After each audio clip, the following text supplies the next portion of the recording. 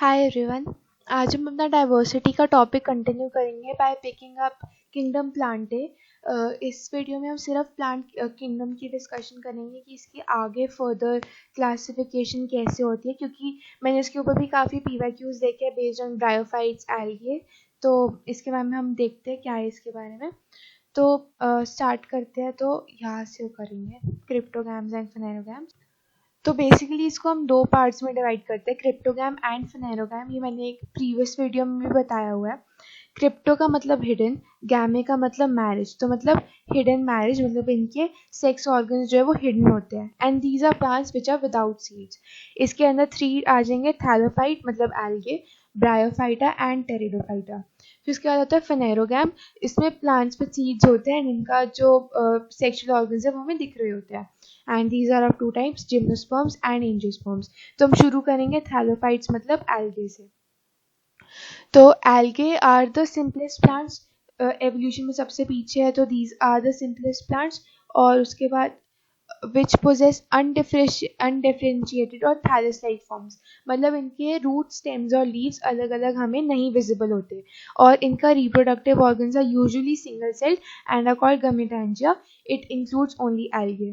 Characteristics होती है कि प्लांट बॉडी एक तो थैलस है, रूट सेलुलर, रूट हमें दिख नहीं रहा अलग से, रूट स्टेम लीफ, ठीक है। एंड अलग अलग टाइप्स हो सकती है, यूनिसेलुलर हो सकता है, कॉलोनियल हो सकता है, फिलामेंटस हो सकता है, पैरेन्काइमेटस हो सकता है। कॉलोनियल की एक एग्जांपल होती है वॉलवॉक्स। ये कॉलोनीज के फॉर्म में से बड़ी बड़ी कॉलोनीज बना के एग्जिस्ट करते हैं। And filamentous can be spirogyra. Usually aquatic, but a few are also found in moist terrestrial habitats like tree trunks, wet rocks, moist soil, etc. और vascular tissues completely absent होते हैं। इसमें reproduction asexual हो सकती है, sexual हो सकती है, vegetative हो सकती है। Vegetative is by fragmentation. Fragmentation is nothing but कि suppose अगर ये एक स्पाइरोगायरा है, ये अगर दो पार्ट्स में टूट जाएगा अपने आप को एंड ये दो डॉट ऑफ स्पाइरोगायरा बना लेगा, तो this is fragmentation. Asexual is by spore formation, which is due to zoospores. And sexual reproduction can be isogamous, anisogamous या oogamous. तो isogamous is जब two gametes are similar size के and similar function के, जैसे ये दोनों similar size के, ये दोनों fuse करेंगे and sexual reproduction हो जाएगी।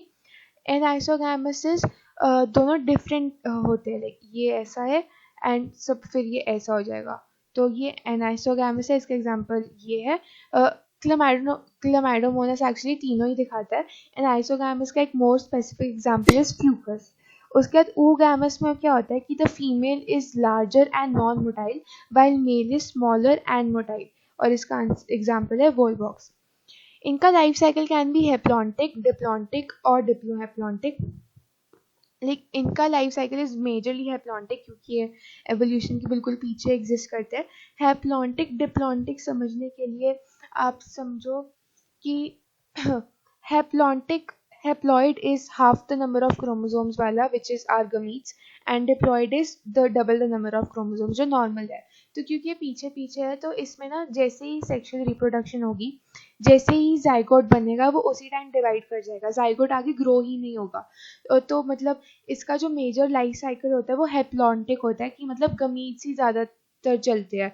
तो क्योंकि नॉट एग्जैक्टली गमीट्स, जैसे ये सेक्सुअल रिप्रोडक्शन के बाद जाइगोट बना, ये मियोसिस से डिवाइड कर लेगा एंड ये डिप्लॉयड है, तो ये 2n है एंड ये उसी टाइम हैप्लॉइड बन जाएगा। ये बनाएगा gametophyte which will grow further to release gametes. फिर वो गमीट्स जो है वो आपस में फ्यूज होंगे एंड दोबारा जाइगोट बनेंगे। तो for the most of the life time ये होते हैं हैप्लॉइड, इसलिए इनको हम कहते हैं हैप्लॉन्टिक।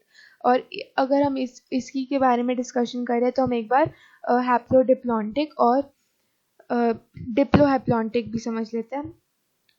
तो पहले हम समझेंगे डिप्लॉन्टिक। ये हमने हैप्लॉन्टिक समझ लिया। डिप्लॉन्टिक क्या होता है कि अगर ये दो गमीट्स है, इन्होंने फ्यूज करके एक जाइगोट बनाया एंड जाइगोट फर्दर ग्रो हुआ and it forms a sporophyte which is a bigger structure. तो स्पोरोफाइट आगे जाएगा, फिर कभी जाके ये मियोसिस करेगा, गमीट्स बनाएगा एंड फिर वो जाइगोट बनेंगे। तो this was diploid for most of this lifetime, तो उसको हमने कह दिया डिप्लॉन्टिक। और हैप्लोडिप्लॉन्टिक क्या होता है कि 50-50, आधा लाइफ साइकिल उसका हैप्लॉइड, आधा लाइफ साइकिल उसका डिप्लॉयड। ये वैसे बहुत ही साइंटिफिक कॉन्सेप्ट है, इसके आपको डिटेल्स में जाने की ज़रूरत नहीं है, बट समझने के लिए एक बार ज़रूरी था कि ज़ाइगोटिक मियोसिस होती है इसके अंदर, एल्गे के अंदर। अब हम एवोल्यूशन में थोड़ा सा आगे आते हैं, तो हमें ब्रायोफाइट्स पे चलते हैं फिर हम।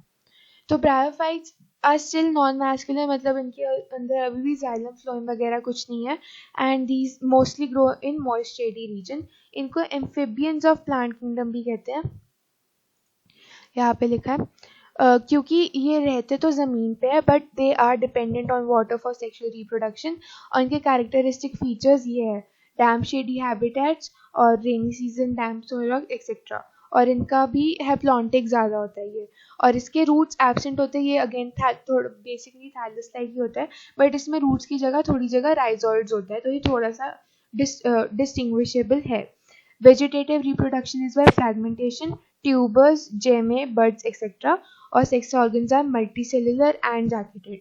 The male sex organ is called antheridium, or they produce antherozoids, और female is archegonium. मेन आपको एग्जांपल्स याद करने जरूरी है, फ्यूनेरिया, पॉलीट्राइकम एंड स्फैग्नम। फिर हम आते हैं टेरिडोफाइट्स में। हम थोड़ा आगे जाए तो इधर एवोल्यूशन ज़्यादा स्टार्ट हुआ, यहाँ पे हम थोड़ा हैप्लोडिप्लॉन्टिक लाइफ साइकिल की तरफ आ जाते हैं, एंड ये वैस्कुलर होते हैं।